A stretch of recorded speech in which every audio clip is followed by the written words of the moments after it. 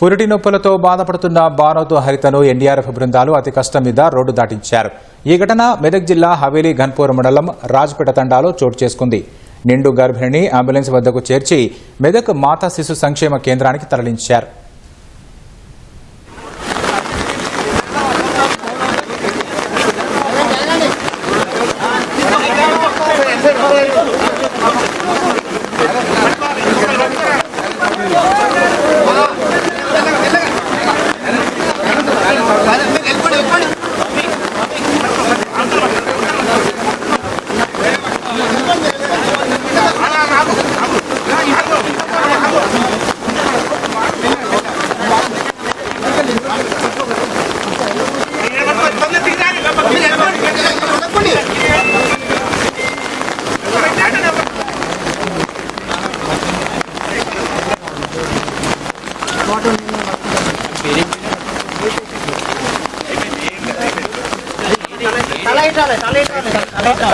Tala.